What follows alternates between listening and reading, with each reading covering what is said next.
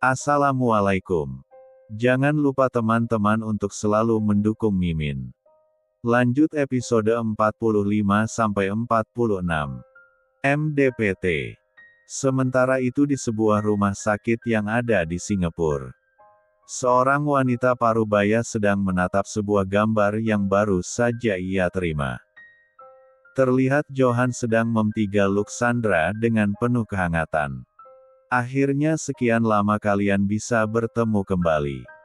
Maaf jika aku telah menjadi penghalang cinta di antara kalian berdua, ucap Ratih dalam keseorangan.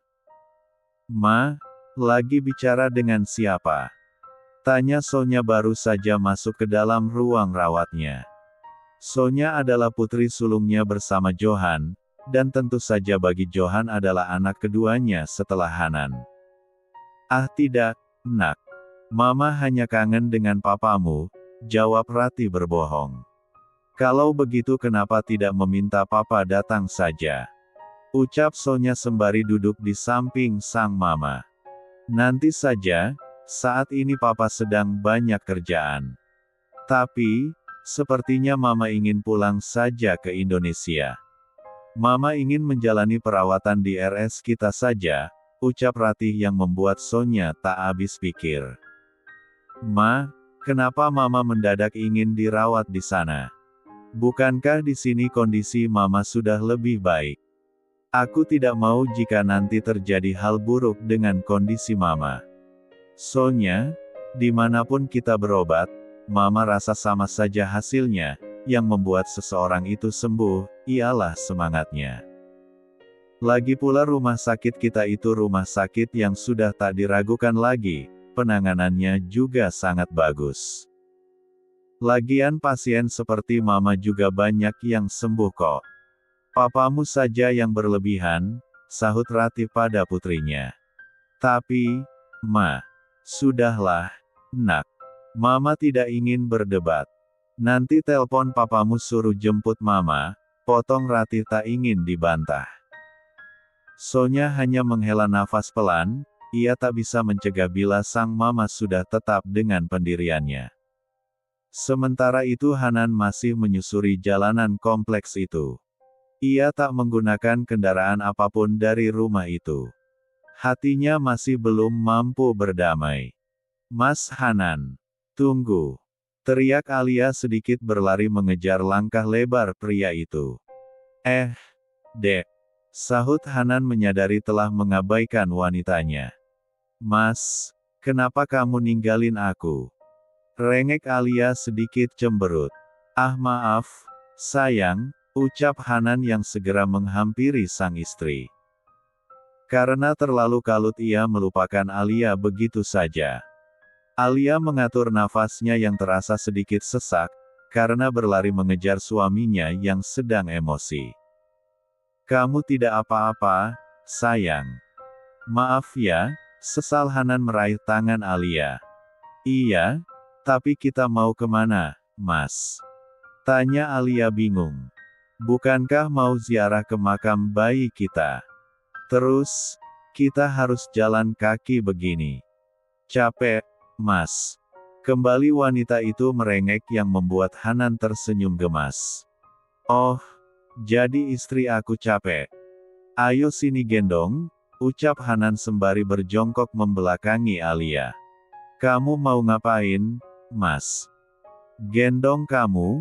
Ayo aku gendong, sahut Hanan serius.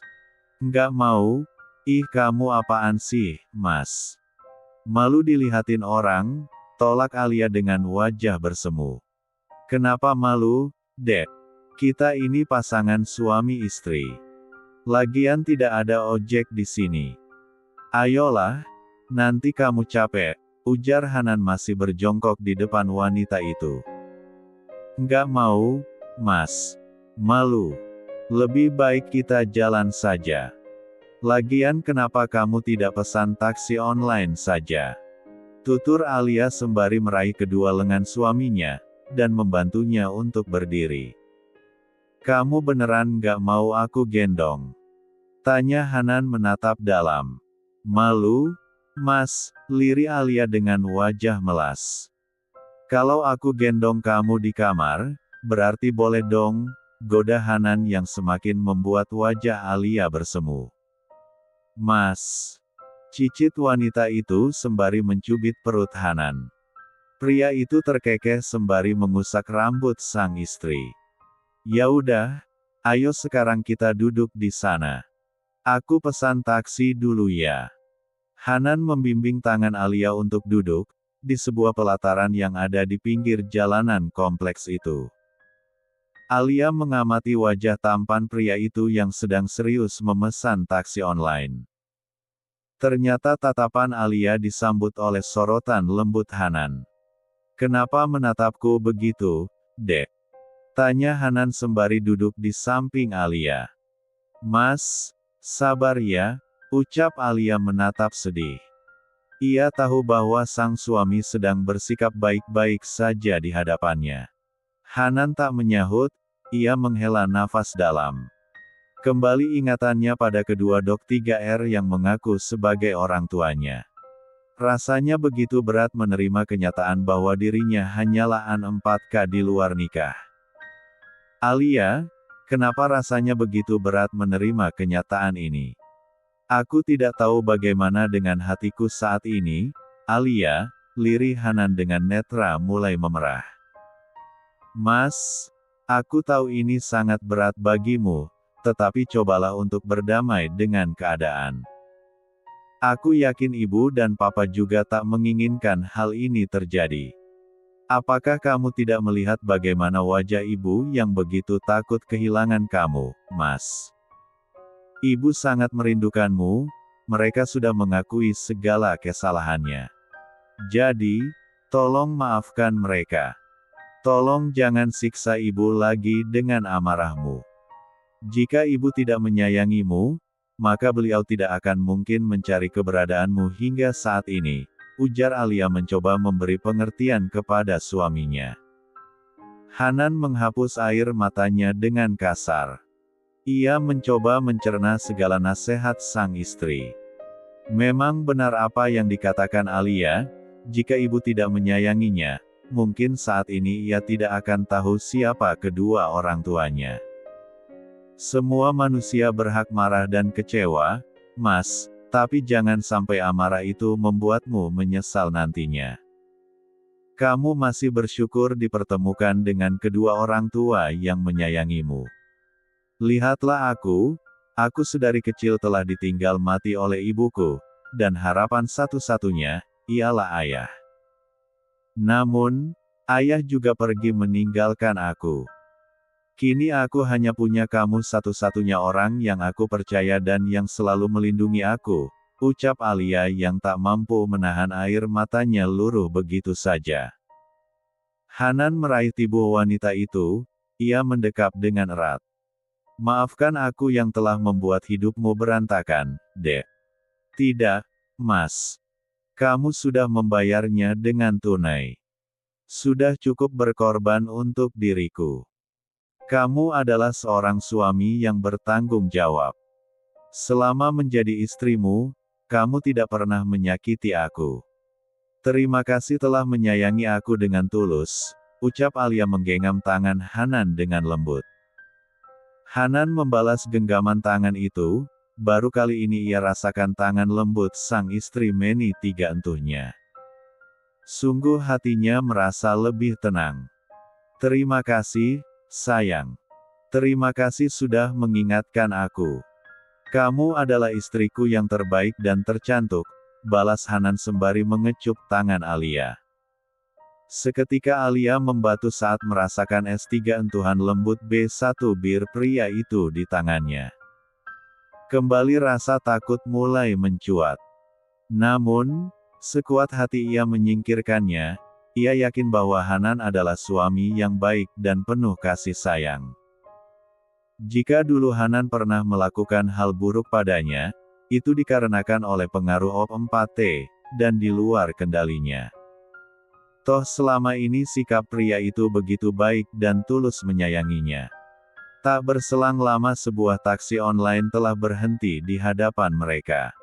Hanan dan Alia segera masuk. Hanan menyebutkan alamat pemakaman B4Y mereka. Taksi itu segera meluncur ke alamat yang mereka tuju.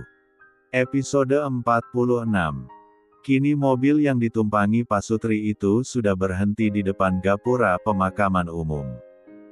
Ini kali pertama Alia menyambangi kediaman abadi putrinya. Alia mengikuti langkah Hanan yang membawanya menuju sebuah makam B4Y mereka. Alia tertegun saat melihat gundukan kecil yang ada di hadapannya. Perlahan wanita itu berjongkok. "Anak mama, apa kabar? Mama kangen banget sama kamu, nak. Kamu pasti sudah tenang di pangkuan Sang Halik. Tunggu mama di surga ya, nak," ucap wanita itu sembari mengecup batu nisannya dengan derayan air mata. Hanan juga ikut berjongkok di sampingnya, tangannya merempat engkul bahu Alia. "Jangan sedih ya, putri kita sudah tenang di sana. Kamu harus ikhlas," ucap Hanan membawa Alia dalam P3 lukannya. "Kangen banget, Mas," lirih wanita itu sembari menghapus air matanya. Alia tidak boleh lagi larut dalam kesedihan, ia sudah merelakan kepergian buah hatinya. "Kita kirim doa ya, semoga kelak kita dapat bertemu kembali dengannya," ucap Hanan yang mendapat anggukan dari Alia. "Anak papa yang tenang di sana ya. Sampai kapanpun kamu akan selalu ada dalam hati papa dan mama. Semoga nanti Allah mempertemukan kita lagi di surga," ucap Hanan mengecup batu nisan putrinya. Setelah cukup lama berbincang dengan batu nisan putri mereka, Hanan dan Alia mengakhiri dengan untaian doa. "Ayo, sayang. Ini sudah hampir siang. Kamu jadi ke rumah Resa?" tanya Hanan sembari membantu Alia untuk berdiri. "Jadi, Mas. Aku sudah kangen sama Resa. Tapi, apakah kamu tidak ingin bertemu dengan ibu?" "Kasihan ibu, Mas, beliau tampak begitu sedih," bujuk wanita itu pada sang suami. "Nanti saja, Dek, aku butuh waktu untuk meyakinkan hatiku," jawab Hanan datar. "Baiklah, aku berharap kamu segera memberi penjelasan agar hati mereka tenang. Akan aku pikirkan nanti." Hanan segera berjalan mendahului sang istri. Entah kenapa hatinya masih sulit untuk berdamai dengan kenyataan. Alia hanya menghela nafas dalam. Ia tahu bahwa suaminya masih butuh waktu untuk hal itu. Hanan kembali memesan taksi online untuk mengantarkan mereka ke kediaman pasangan dokter itu. "Hai, Alia. Ya Allah, aku kangen banget sama kamu," seru Resa begitu senang menyambut kedatangan temannya yang sudah hampir 1 minggu tak ia temui. "Aku juga kangen sama kamu. Kamu apa kabar, Resa? Kenapa wajahmu terlihat pucat sekali?" tanya Alia sembari memegang kedua pipi Resa. "Aku tidak kenapa-kenapa, Alia. Nanti aku ceritakan padamu, ada kabar bahagia," jawab Resa tersenyum senang. "Serius? Aku sudah tidak sabar mendengarkannya. Ayo sekarang kita masuk dulu." Mas Hanan, maaf sampai lupa, hehe. "Ayo masuk Mas," ajak Resa yang hampir melupakan kehadiran suami sahabatnya itu. "Hendra belum pulang?" tanya Hanan mengikuti langkah duo wanita itu. "Belum, Mas. Mungkin bentar lagi pulang. Ayo duduk dulu biar aku buatkan minum." Hanan dan Alia segera duduk, sementara itu Resa menuju dapur membuatkan minum untuk tamunya. Tak berselang lama terdengar suara ucapan salam dari seseorang. Pasangan itu segera menjawabnya. Ternyata Hendra yang pulang. "Wah, ada tamu spesial nih," ucap Hendra yang segera menjatuhkan bokongnya di sofa yang berhadapan dengan pasangan itu. "Kenapa tuh wajah kusut amat?" tanya Hendra menatap Hanan. "Enggak kenapa-napa," jawab Hanan datar. Hendra menatap Alia sembari menaikkan sebelah alisnya. Pria itu sedang meminta penjelasan pada Alia mengenai mood sahabatnya yang terlihat sedang buruk. Alia hanya menaikkan kedua bahunya. Ia tidak berani mengatakan mengenai masalah yang sebenarnya. Han, kamu tidak ingin bicara denganku? Tawar Hendra. Baiklah, ayo kita duduk di teras belakang, ajak Hanan. Sepertinya ia butuh menukar pendapat pada sahabatnya itu. Oke, aku temui kesayanganku sebentar, sahut Hendra yang segera menuju dapur untuk menemui sang istri. Sayang, aku ngobrol sebentar sama Hendra di teras ya, pamit Hanan pada Alia. Ya, Mas. Lama juga nggak apa-apa. Biar aku dan Resa mempunyai banyak waktu untuk ngobrol, jawab Alia tersenyum manis. Bisa aja kamu. Hanan mengusak rambut wanita itu, lalu meninggalkannya di ruang keluarga. Ya, untuk saat ini Hanan hanya berani berlaku sedemikian pada istrinya. Ia melihat Alia masih menyimpan rasa trauma. Maka dari itu Hanan harus sabar menunggu hingga hati Alia benar-benar siap menerima kehadirannya lahir dan batin. Hen, apakah kamu tahu sesuatu tentang diriku? Tanya Hanan membuat Hendra menghentikan gerakan tangannya yang ingin menyeruput kopinya. Maksud kamu? Tanya Hendra tidak paham. Hanan tersenyum sembari menatap lurus ke depan. Aku sudah tahu siapa orang tua kandungku yang sebenarnya, jelas Hanan. Hah? Kamu serius? Ucap Hendra berlagak tidak tahu. Mereka adalah Dr. Sandra dan Prof. Johan. Oh ya ampun, kamu serius, Han? Hendra masih mendrama. Kamu lihat aku sedang bercanda? Tanya Hanan sedikit kesal. Bukan begitu maksud aku. Hanan menatap Hendra yang berwajah biasa saja. Kok ekspresi wajah kamu biasa saja? Tanya Hanan curiga. Terus, aku harus bermuram durja gitu? Bukan gitu juga. Han, seharusnya kamu bersyukur karena bisa menemukan kedua orang tuamu.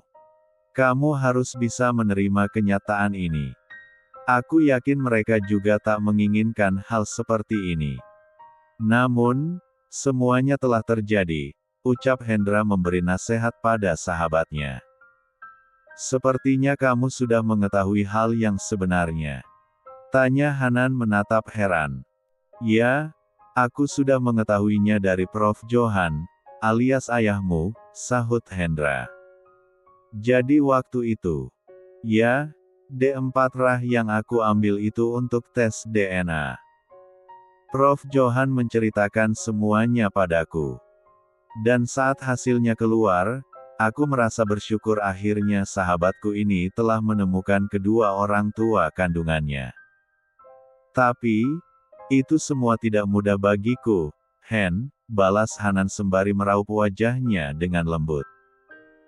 Aku tahu itu tidak mudah bagimu, tapi, apakah kamu dapat memikirkan bagaimana ibumu berusaha mencari keberadaanmu selama puluhan tahun? Namun, setelah bertemu, kamu bersikap seperti ini. Percayalah Han, ibumu tidak membuang dirimu, dia hanya menitipkan untuk sementara waktu, karena kamu tahu bahwa kedua orang tuamu itu adalah yatim piatu. Tak ada keluarga yang bisa mereka minta tolongi.